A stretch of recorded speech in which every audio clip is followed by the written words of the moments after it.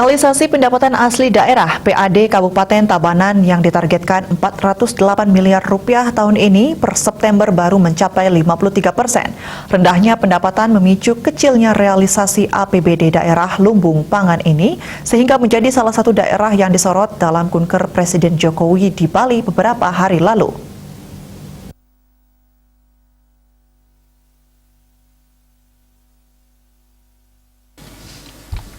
Kepala Badan Keuangan Daerah Bakauda Tabanan Ana Agung Dalem Trisna Ngurah mengungkapkan, realisasi serapan APBD Kabupaten Tabanan memang masih kecil.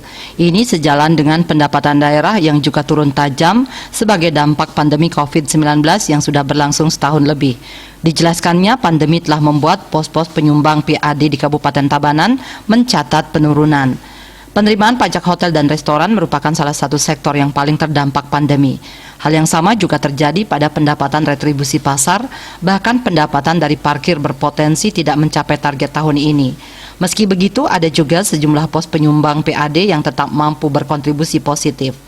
Bea Perhelatan Hak Atas Tanah dan Bangunan BPHTB menjadi penyumbang dominan dari 53% atau 211 miliar rupiah realisasi PAD pada September lalu. Pandemi membuat pos-pos pendapatan daerah berpotensi tidak mencapai target 100%. Di satu sisi penyumbang PAD ada yang bisa tercapai 100% namun jumlahnya tidak banyak.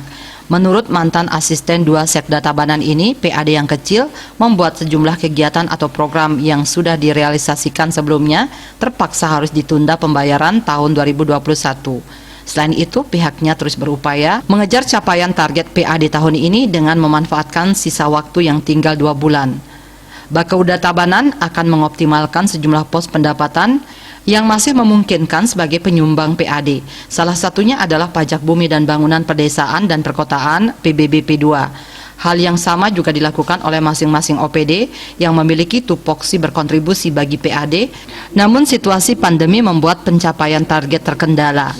Target PAD yang mencapai 408 miliar rupiah tersebut sesungguhnya mengalami kenaikan sebesar 16,3% dari target PAD dalam APBD Induk 2021 yang sebelumnya hanya dipatok 391 miliar rupiah.